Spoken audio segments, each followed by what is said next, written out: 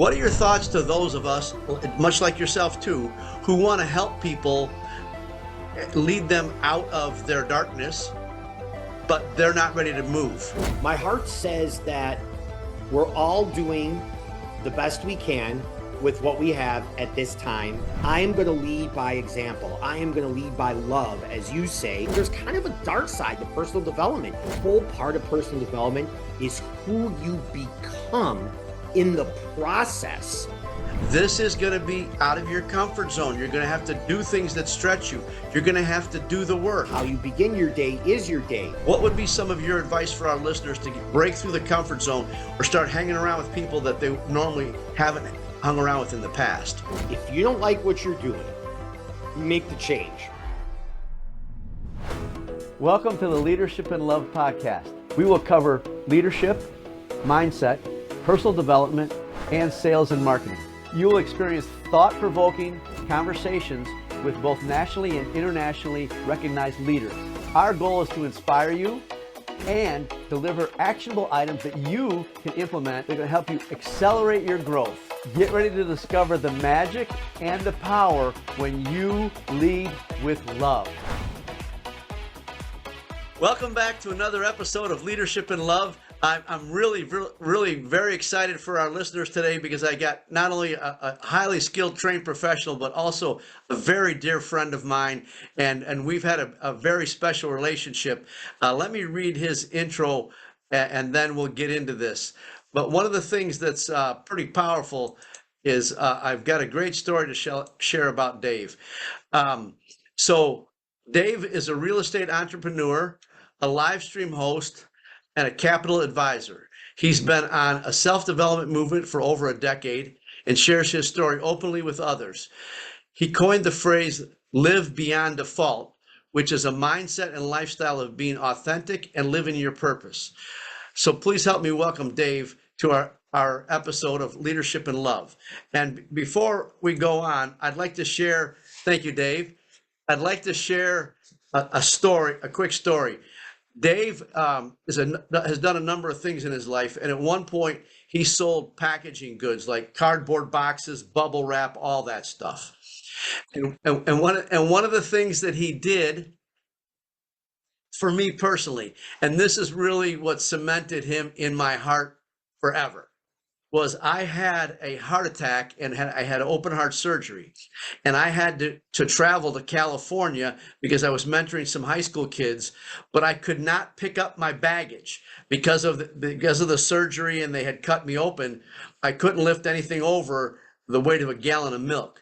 Dave personally, without invitation, without being asked, Dave, and I will love you forever for this, Dave showed up at my house with cardboard boxes, bubble wrap, tape, the whole shebang, everything I needed to pack. He packaged all of my luggage up, put it in boxes, and then took it and had it shipped for me to the hotel that I was going to.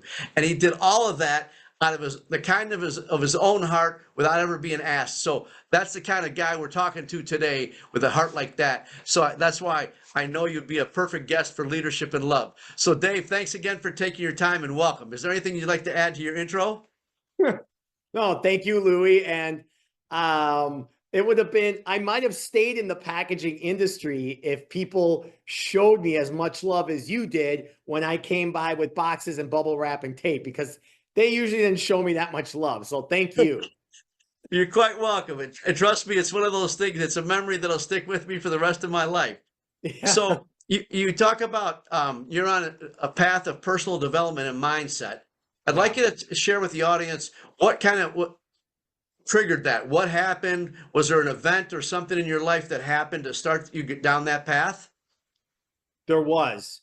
And I think that's a great place to start. And thank you so much for asking me this, because I don't get asked it a lot. For many years of my life, I lived maybe what you'd call the American dream, just making multiple six figures, going home and partying and hooking up with different girls and just doing that sort of thing. And after a while, it got old. And after a while, I started to catch that I was maybe partying too much.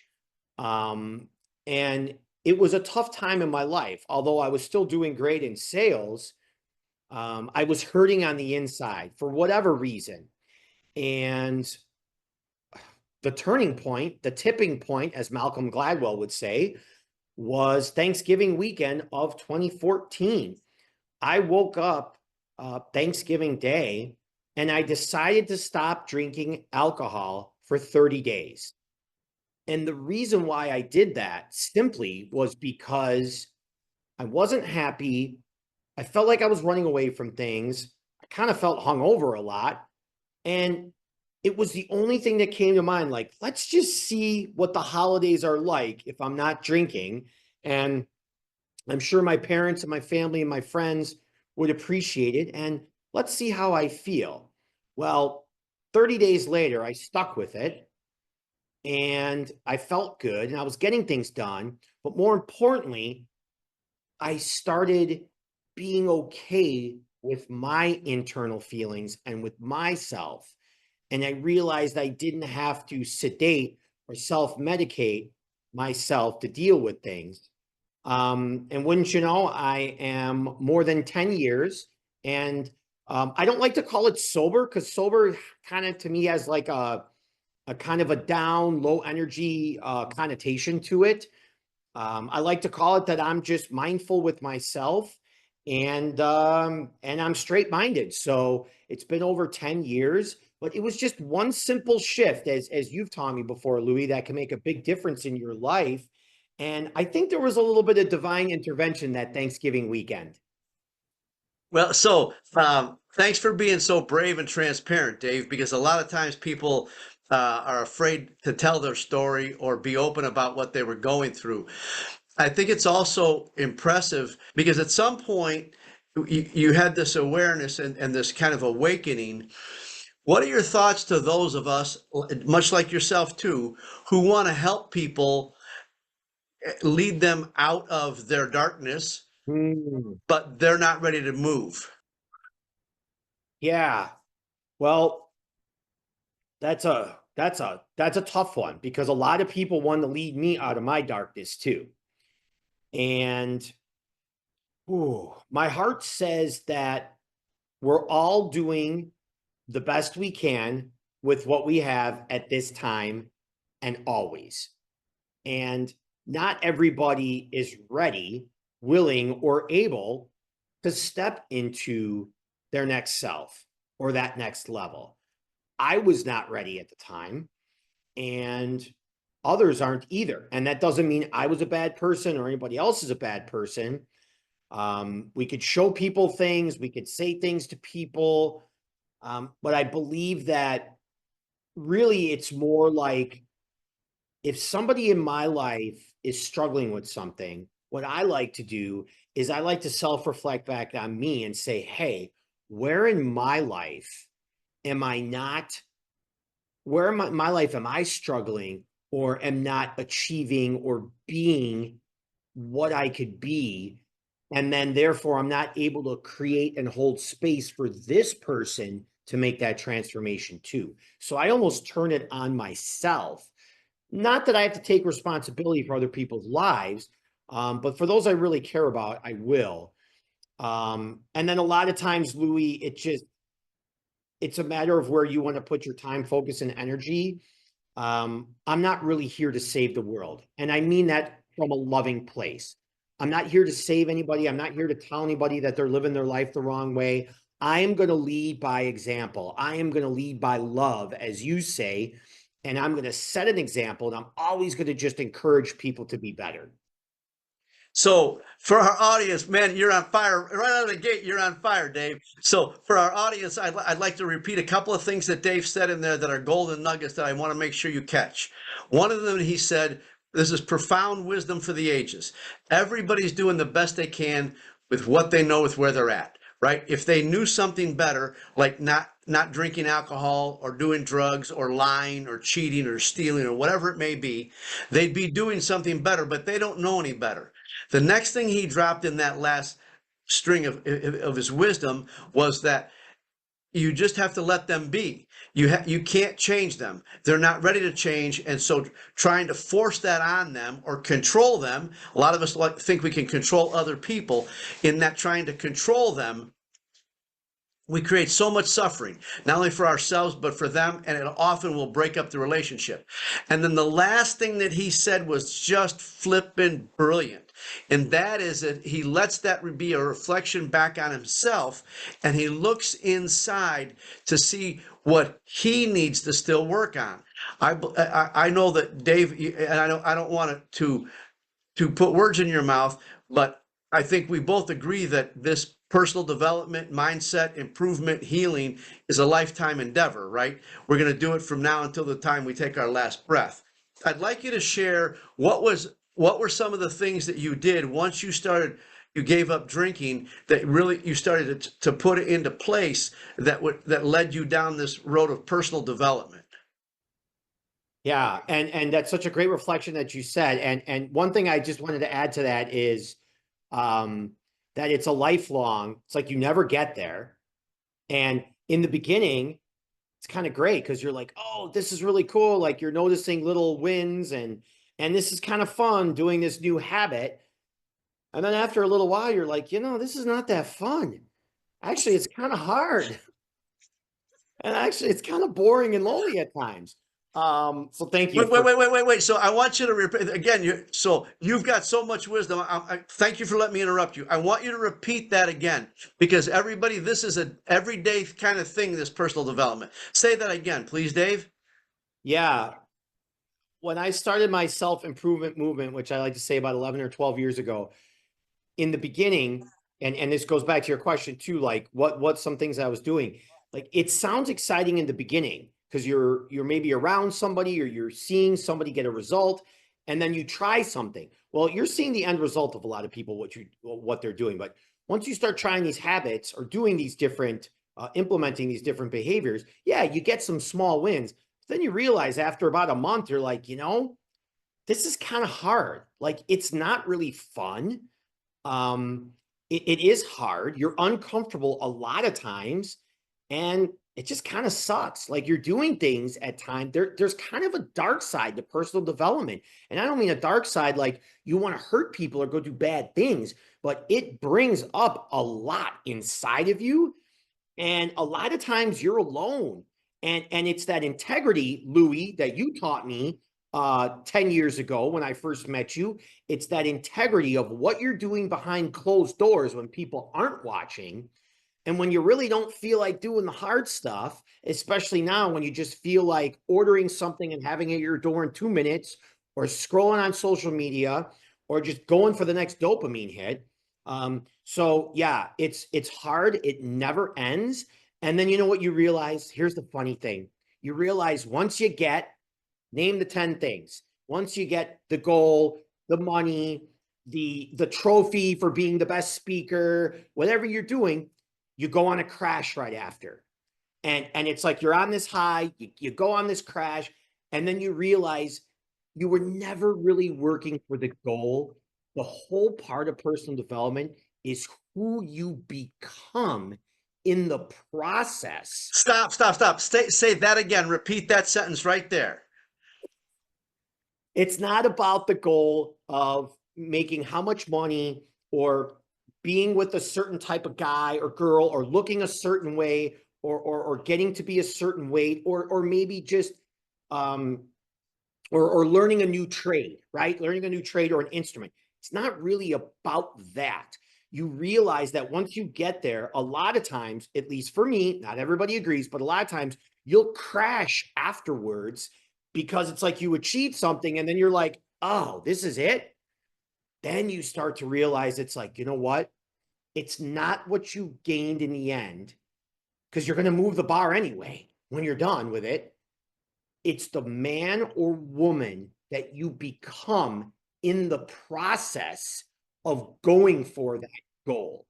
And when you do that, then you start to embrace the everyday little behaviors, little habits of what I do in real estate or what I do in personal development. And a lot of times I don't feel like doing it. but you start to embrace those because you know you're becoming a better person, a better version of yourself every day. That's really what it's all about. Right. And so, again, man, you are on fire. So, one of the things, again, for our audience, what I want to repeat back to what Dave just said is that this is about who you are busy being, right? You're being. And often we'll put in days and weeks and months. I've learned this as well with playing the guitar. We'll put in days, weeks, months, sometimes maybe even years, and it feels like we've hit a plateau, right? And it doesn't, but then you're going to have that leap, and then it might get stagnant again. But again, this is about who you be, because once you get to being, and Dave said something very powerful, most of this work is uncomfortable because you have to face these emotions that you've been pushing down for all these years. You have to do the work every day. So there's uncomfort in this, but again, that's where the growth is at. Dave, again, I really appreciate you going right to the heart of the matter, man. You're just rocking this. So again, and now I want to go back, and I know you and I are both big lovers of habits. So I'd like you to talk about habits for our audience, especially in terms of habits and personal development. Yes. So when I began the self-improvement movement, there were little things that I started with. And I think that's always a great place to go. Gosh, there's so many of them. So a little place was I started reading books, paper books, like turning pages and actually reading books. 10 pages a day is a great place to start. And reading a book about something that maybe it has to do with something you want to learn about. And then it could be something more about like being, right? It's kind of like the being books and the doing books. And so reading was very powerful. I remember when a gentleman gave me his top 20 book list and said, start reading these books, start with this book. It was like, oh, okay, that was pretty profound. And then you start recognizing, perhaps you start looking at things that you're doing and you recognize other people around you and how they're acting. And then you say to yourself, well, do I want to be in this group? Do I want to be like this? And is this serving me? And is this group, are these people, is this cast of characters in my life providing me challenges, opportunities, and really encouraging and calling me out on my BS when I play small? Are they there, or do they just want to keep me where I'm at? And again, it's okay. There's nothing wrong with anybody, but it's your choice. And what happens is, what I know is once you start changing these little habits, you start reading, you start becoming aware of your language patterns and things that you say. Perhaps you start getting up a little bit earlier. Instead of getting up at 6 or 6:30, you get up at 5:30 or 5. You start doing a morning practice. I like to do some Wim Hof breathing or some meditating, but maybe you go to the gym right in the morning and get that done, right? Because how you begin your day is your day. There's just little things. Heck, Louie, put a glass of water next to your bed. That's 12 ounces or 16 ounces. And when you wake up the next day, have it already filled. When you wake up the next day, drink that water. There's a habit right there. Making your bed. That's a great habit, because now it's already like you drank your water, you made your bed, you've got 2 little wins, then you go brush your teeth or whatever, and then you go about some other areas. But I just noticed that I started being not like the kind of self-monitoring myself and what was I really doing throughout the day. And so I started off small, but I will say that who you surround yourself with is so big and so important. And once you start going on this journey, this is where it gets lonely, because now those people, they start self-serving out. You don't say, oh, I'm on this path, I'm getting better, I really don't want to hang out with you anymore. That's not what this is all about. When you're doing and you're becoming and you're being who you want to become, all of a sudden these other people start self-serving out. And all of a sudden you start attracting those who are like-minded. Now, the conversation with these people is not about politics or the news or actors and actresses and what they're doing. Conversations become about, hey, did you try this new drink mixture of vinegar and salt and lemon in the morning? I hear it really works well, and it fires you up for the whole morning, and it curbs your appetite. So you start to lose a little more weight and have more energy. You start kind of geeking out and talking about things that other people don't talk about. And then you start talking about future visions and where you're going and what you're becoming versus talking about reminiscing on the past. Think of how often, Louie, you or me or others, like when we get together with people that maybe we haven't seen for a while, and it's kind of the same old, like you're talking about stuff that happened 20, 30, 40 years ago. It's like, we talk about this every time. It's boring. And like you said, I came out on fire.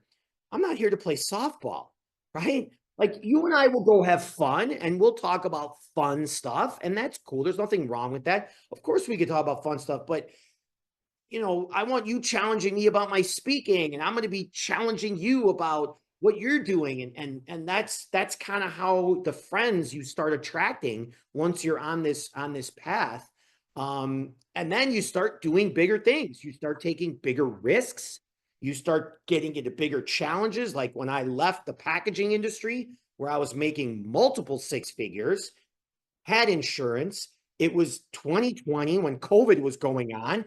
And I decided to jump out of the plane and leave this industry. People thought I was nuts, right? So then you start doing like bigger and badder things because you're super connected, like with your essence and your power and more of like who you really are. So again, Dave, I want to point out a couple of things for our audience that he said. One, habits. And Dave gave you a couple examples. You don't have to be huge to have a difference. A glass of water in the morning is enough to start making a positive impact, and it's not that difficult. And what Dave said was very powerful. You do it the night before. You set yourself up for success before you go to bed, so it's already there ready to go. That was one piece that he talked about, little habits. He talked about a morning routine. I can tell you that all the people that I run with, like Dave and others, we all have morning routines. We all choose to put positive things into our morning routine. I do the same thing. I read every morning. I meditate every morning. I journal every morning. I drink 2 16-ounce glasses of water before I leave the house in the morning. These are all things that you can build into, but start with one habit, and then you can add another glass of water, or to Dave's point, you can make your bed. There's a great video out there by a Navy officer at a commencement speech about the power of just making your bed to give you a positive start to your day. Next thing that Dave talked about is who you're running with. Some of you have heard this. We're the influence of the 5 people we spend the most time with. But Dave said some really key, powerful things, right? He started being somebody else, and people will naturally fall away, and the people that you want to be around will come to you. He also said another thing, and again, this is an episode I highly recommend you play back 2 or 3 times, because he's just dropping a ton of golden nuggets. And the other thing that he touched on was that the conversation changes. The conversation changes. And he said something else. I spent some time with a bunch of guys in the Marines, and we all know those people who are still talking about the high school football game 40, 50 years later, right? We still know the guys I served in the Marines with, and they're talking about stuff that we did 20, 30 years ago. It was cool at the time, but life goes on. And a lot of people live in the past their whole life. And so again, what Dave said, if you're hanging with different people who are going to make you become better version of yourself, then you're having different conversations than the news, gossiping about your friends and neighbors, what the sports teams did this weekend. You're having those engaging conversations. Dave, I'd like you to share, because you are in a group of people, and I want you to share this story so the audience understands that when you start living this way, it really does morph, because it's energy, right? You start attracting these people. But you're in a group of speakers, some of my favorite people, Scott Tillema, Carolyn Litton, Tom Lavin. I'd like you to talk about that group of what you guys do. I know the name of it's slipping my mind, but that group, and then I'd like you to kind of talk about how that came together and what you guys are doing to make the world a better place. Yeah, that's a great question. And Alan Stern is part of that group too. Yeah.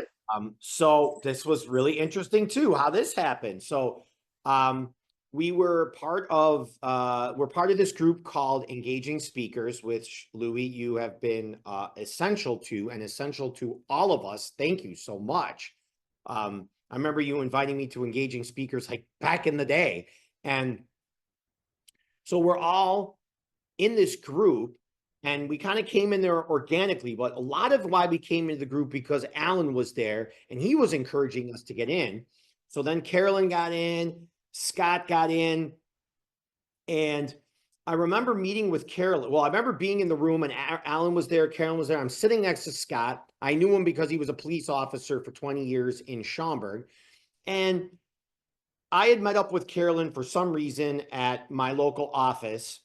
And she came up with this crazy idea and she said, why don't we start this mastermind group and it'll be a speaking group and we'll just talk about speaking and how we could become better speakers and what we could do. And I was like, okay, that sounds like a great idea. And, Carolyn's all about vision and manifesting. And she just had that look in her eye. I'm like, okay, I guess we could do that. That sounds good. Well, next thing you know, we met a couple times and then she comes up with this other idea and says, okay, you know what we're going to do? We're going to come up with this. We're going to have this speaking event. It's going to be like this half day, Tony Robbins, personal development. We're going to all talk on stage at different times about what we're good at. And it's just going to all be about bringing value to the audience. And I think I got a place for us to do it. And we were like, oh, okay, cool, Carolyn, that sounds great. And we didn't think much of it, right? Again, she had that look in her eyes. Well, then we come back to meet again because we were meeting on a monthly basis. And she said, okay, well, Blue Sky said we could do it there. And now we've got some dates to pick. So what's better, this date, or that date? We all looked at each other and we said, oh, this is really happening. So that's when Break the Mold was born. And essentially, it was born out of Carolyn Litton's vision to start this speaking mastermind group and then to create this event. We've done 2 so far. We plan on doing one coming up early next year in 2026. And it really, I never knew that we would be able to create our own event and be on stage, and I'd be sharing the stage with these people that are just all as you would say, they're just all rock stars in their own way. And it's just so fun. We have like walk-up music and we sell out every time, sell out the seats, and everybody gets a ton of value from it. We make a bunch of friends. We all get business out of it. And it's just become this wonderful, it's become a wonderful community and a wonderful way to push ourselves beyond our comfort zones because we never thought we could do something like this. And so thank you for sharing that. And again, for our audience, that's a great story. And it just exemplifies exactly what Dave said in his earlier comments about he started hanging around with different people. And also, I want to throw back to the very beginning when he said, this is uncomfortable. This is going to be out of your comfort zone. You're going to have to do things that stretch you. You're going to have to do the work. At some point when they had a date that Carolyn had put this thing together, now they all had to get busy learning how to be better speakers. What was their message going to be? How did they want to impact the audience? How did they want to have an impact on the people that showed up to make their lives better? So again, a number of things that Dave's talked about, they start to come to fruition because he's put in the work. He got out of his comfort zone. He got out of his comfort zone because he joined a new organization and met some people he had never met before. And then he met some people that he had known, and then it all kind of came together in this collaboration.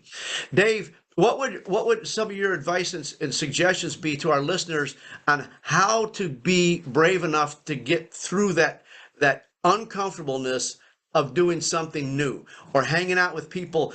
I think a lot of us have this illusion, right, that there's people that are on a higher level than us, and that's not true, but we're intimidated by them. What would be some of your advice for our listeners to break through the comfort zone or start hanging around with people that they normally haven't hung around with in the past? It's a great question. I get that question all the time. Number one, first of all, it's do an audit around who you're with. And I think that's a great starting point, right? We're almost halfway through 2025. Write down 20 people that you're around the most. Write their names down on a piece of paper. And now put them on the other side of this piece of paper of where you think they belong in your life. And what I mean by that is, are they encouraging, and are they cultivating the best you? And do you believe that they will serve you? Not that they have to do anything for you, but that they will be complimenting to you to be your best self 6 months from now, say January 1st, 2026. So I suggest, first of all, just taking an audit of who you surround yourself with, the top 20 people, because right there, you start to get reflection, you get a couple aha moments, and then you're putting out to the universe and you're putting out to God that you're serious about leveling up who you surround yourself with, because you're doing the work. Next thing is, recognize that everybody puts their pants on the same way every day. Everybody's human. And most of the time, when you see someone and they're always rah-rah-rahing, or you feel like they're so much better than you, right? That's like you're comparing yourself to others. A lot of times people are just really good at hiding what's going on. They put up a big facade. And again, it's okay, because I'm not here to judge. I don't even care. I'm not here to judge others, but it's for us to recognize. So first, audit who you're with. Second, recognize that everybody puts on their pants the same way. And a lot of people are just covering up what's going on. And then recognize too that, people that are farther along the path as you, when they come from a place of love, and they come from a place of giving, and they've accomplished so much in business or in personal life, or they're worth tens of millions of dollars. So often these people are more than willing to help you or to mentor you or to give you some advice or meet with you once a month and share what they've done to you, because successful people realize that they had people along the way that taught them and that gave them a chance and that wanted them to win. So they'll do the same back. I always think when I find somebody that's farther down the path than me in whatever I'm going for, I say to myself, I want to get around her. I want to get around him. How can I add value? How can I bring value to them? Not what can I go take from them? What am I going to ask them? Oh my gosh, I want to get up to them. And I know this more than anybody because I'm like an energetic field, okay? And when I roll up to people, sometimes if I'm excited and I want to meet someone, it's like I'm blowing off all this energy, and they're like, who's this guy? Like, I don't know if I want to be around him. He's kind of like, it's too much. So recognize that everyone's living their life, but at the same time, you can always ask. I mean, you have to get a little bit you have to be willing to ask for things. You have to be willing to get out of that comfort zone and get in that proximity principle of people that maybe you're going to be uncomfortable with. I was thrown in a group late last year. An event was going around here. It was a private dinner. Somehow I ended up in this private dinner. The door's shut. I'm looking around. I know nobody. Most of the time, I know almost everybody wherever I'm going. I know nobody, and I'm looking and I'm kind of listening to what people are talking about. I'm like, wow, not only am I in a group of millionaires here, but these guys and gals are like ultra millionaires. They're like big time. And I don't know who any of these people even are. And I got to say, it was a very interesting, self-reflective time for me, that few hours that I was in this private dinner. So number one, do an audit of who you're surrounding yourself with. See if they belong or they don't belong in your life come January 1st, 2026. Number two, recognize that everybody puts their pants on the same way. And number three, get in the proximity of people that you want to be around who are farther than you in running, playing the violin, starting a business, whatever it is, being the best dad, being the best mom, whatever it is.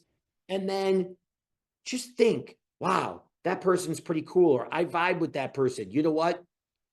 How can I bring value to them? Maybe it's buying them a book. Maybe it's going to one of their events, a charity event, and donating $50 or $100 when you're there. Maybe it's making a social media post about you and them, or something. There's always a way that you could bring value to people, even if especially if they're way, way out. And then I'll say the way to keep those people in your life is to do what they told you to do. Because when somebody's mentoring you, okay, when somebody's mentoring you or teaching you something, and you're not implementing what they're doing, they're thinking, I'm wasting my time, and my time is worth thousands of dollars an hour, and I'm wasting my time. Louie, when I needed help to do my first appearance at Break the Mold on stage, I came to you and said, a ton to talk about, but I don't know how to do this, and I don't know where to start. And let me tell you, not only is Louie a tough guy, not only did he beat me down, but it was expensive too. But it was worth it because Louie's put in the time. He busted my ass, and I'll say that I did what he told me to. And it worked out great. And ever since then, I've been able to create 2 or 3 or 4 other keynotes from using those fundamentals that he taught me. And more importantly, that I actually implemented because he told me to do it. That the worst thing is when somebody tells you to do something that you ask them to tell you, and then you don't do it. So Dave, you just keep doing. First off, thank you very much for your kind words. So Dave dropped a couple things, and I'd like to even make it easier. Make a list of the people you're spending time with, and simply go to the right-hand side of that page and put a plus or minus. Are they positive? Do they lift you up? Or are they negative? Are they sucking you down? Right? If they're adding energy and they're positive, then they stay in your life. And I wouldn't wait till the end of the year to make that happen. Second thing Dave talked about, we're all the same. So let go of all that silly limiting beliefs. Third thing Dave talked about, and again, it's unbelievable. Again, I would highly recommend you re-listen to this episode. Third thing Dave talked about is that there are people who will help you. And whatever you want to accomplish or set as a goal, somebody's already done it. And one of the next thing that Dave said is be brave enough to ask them for help. Then the next thing that Dave iced the cake. Dave, what a profound answer with so many just clear steps. The last thing that Dave said is if they tell you to do something, go flip and do it. I can tell you, I had a young woman come to me. I know her mother really well. She was struggling in her job. She was struggling in relationships. She came to me and she said, would you mentor me? I said, I'd be happy to mentor you. This is how mentoring works with me. If I tell you to do something and you don't do it, we're done. I will mentor you from now until the time I take my last breath, as long as you do whatever I tell you to do to help you get to the results you want. And Dave, and again, thank you for your kind words, but Dave was absolutely right. Sometimes we get tough love. Sometimes people tell us, hey, this isn't working, or you got to do this or that. But you've got to put in the work. Don't waste anybody's time and ask them for their advice. This just happened to me recently again in one of my other businesses. They asked me for my advice and then they ignored it. And then it blew up. And then they got mad at me because I told them it was going to blow up if they made that choice. Dave, you've been on fire. On fire, man. And we're probably going to have to come back and do a second episode with you because you just are. I'm serious. You're just a wealth of information. So I want to ask you at this point, is there something that I haven't asked you or something that you'd like to share with the audience that I haven't covered? Yes. During the pandemic, I self-reflected sitting up here in my loft in Arlington Heights. And I recognized that I did not want to be in the career that I was in. And there's every excuse in the book. Oh, Dave, you had it easy because you're not married, you don't have kids. You could switch careers anytime. There are more jobs and opportunities to create businesses than there ever were, especially from decades ago. If you don't like what you're doing, make the change. I read this book, The Alchemist, about a boy going through the desert looking for his purpose.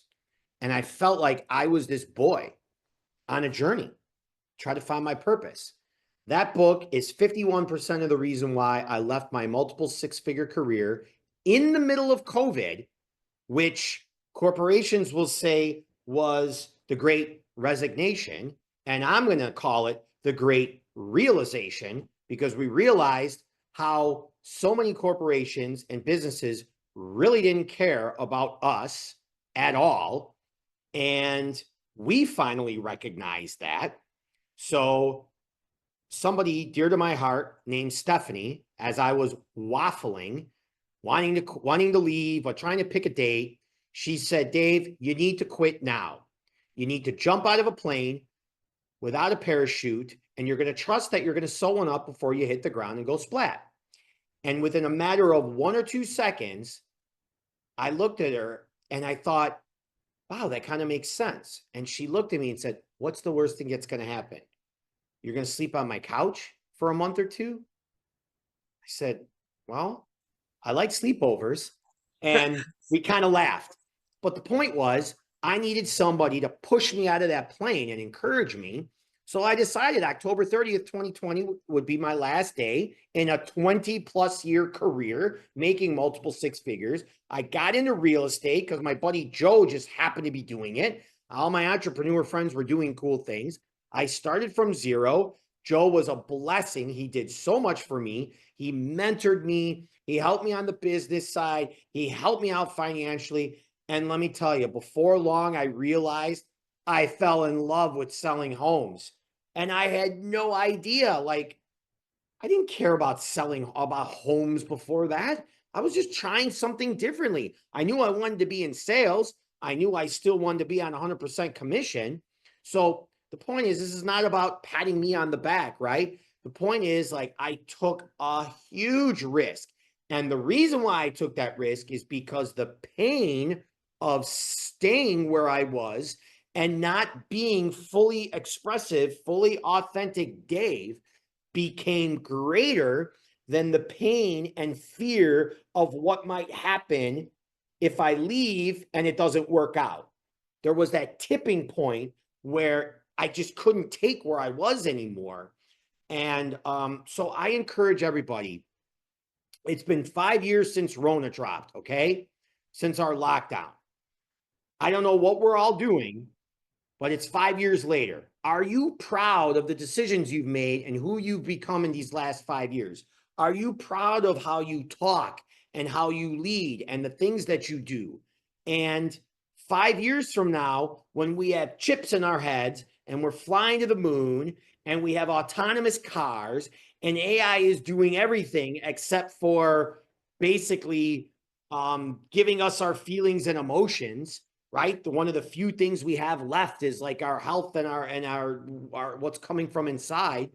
Are you going to be sitting around wondering, going, what just happened this past decade?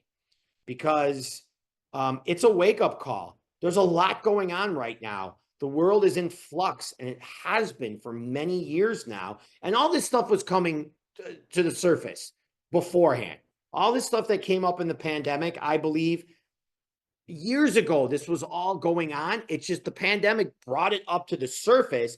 And now all of a sudden it all came out at once. So be self-reflective. Be kind to yourself. Don't beat yourself up. If you're not in the right relationship, leave. And it doesn't mean that the relationship is bad. Maybe it's just not the best relationship for you. If you're not in the right job or the career, please do something different. Save some money. Start doing a side hustle. It's amazing what you can make money in now. Learn a new trade, learn something, and be on your deathbed 20, 30, 40, 50 years from now and be proud of what you did. Because remember, when it comes to regret, most of the time, it's better to regret something that you have done than to regret something that you haven't done. And I am so glad that I took the leap into a different career. And so are my clients. And the world is a better place where I'm at. So point being, just really look at yourself and what's gone on, especially these last 5 years, and just challenge yourself to be better. And when you start feeling that little burning, it's kind of like, that's a sign. Trust your gut. Get out of your head. Turn off the TV. Turn off social media and start listening to your heart and your soul and God and the universe and listen to what they're telling you. Now's the time. There's no other chance. It's 5 years from now, it's going to be a different world. So again, Dave, you're on fire, brother. So a couple of things he touched on in there. One is keep in mind, I often ask people, what's your budget to invest in yourself? And Dave invested in himself. And as he said, it's paid dividends for years. So there is great power in investing in yourself, in programs, in books, seminars, coaching, all those things. The other thing he said is take the big leap. Now, he took my last question and answered it for me already. Dave said it, he's a reader, and one of the purposes of this podcast is to give you things you can implement today. And I normally end, Dave, with my last question is, what's a book? But you already held up your book. For those of you that are listening, it was The Alchemist. And again, it's not the book necessarily that will ever change your life. It's what you do from what you've learned in that book. And as you heard Dave say over and over and over, he took action. He took action. He took action. He did something. He put the glass of water next to his bed. He made his bed. He started reading 10 pages a day. He just built and built and built. And then at some point, as that started to pile up, it gave him the courage and to have surrounded himself with somebody that was telling him, hey, now's the time, jump. And we always worry. And one of the things I like to ask people is, tell me one thing that you worried about in your entire life that killed you. I've actually had people cock their head, Dave, fold their arms and start thinking. And I tell them, look, you've survived everything. You don't have to think about it. You've survived everything. And the day that you wake up and die, there's nothing to worry about because you're dead. So stop worrying. And again, it's easier said than done. Dave, again, I'd like to invite you back for another episode. How could people get a hold of you if they'd like to tap into your wisdom and some of your habits? Thank you, Louie. The easiest way to get a hold of me is just Google my name, Dave LoSavio, and you'll see it on the show notes, or you'll see it in this podcast's title. That's really the easiest way to go get a hold of me. I am all over social media. I am all over the internet. My contact information is everywhere, which is probably why I get a lot of spam calls and emails. But it is so easy to get a hold of me. I am super transparent. Now, I will say, I say no to a lot of people. I put up a filter and a wall to many people because I protect my energy. I protect my thoughts, and I'm energy sovereign, right? So it's really important. But at the same time, just reach out to me and contact me. Ask me a question, or we could go get a cup of coffee or something. Like, I'm always down for what I call an idea jam. Okay, so, and again, to Dave's point, his contact information, the correct spelling of his name will be in the meeting notes. Dave, again, from the bottom of my heart, I love you, brother. Thanks for showing up. Thanks for playing full out. And thanks for living from your heart every day. And I'd like to add this one last time. One of the things that Dave said, he's living? How can you add value into other people's lives? I can tell you a number of times I have either gotten a phone call from Dave or I've gotten an email, and he's asking me, Louie, what can I do to help you? He's walking the walk, boys and girls. And so if you really want to up your game, again, re-listen to this episode. Dave, I love you, and thanks again, and we'll look forward to seeing you soon. Love you too, brother. Thanks, Louie. Thanks again for joining us and listening to this episode of Leadership and Love. I would like to challenge you to ask yourself, what's one thing that you heard today that you can implement immediately to improve your leadership and accelerate your growth? If you've gotten value out of this episode or learned something that you can implement today, we'd ask that you please share it with those that you care about. Our goal is to create more leaders who are leading with love.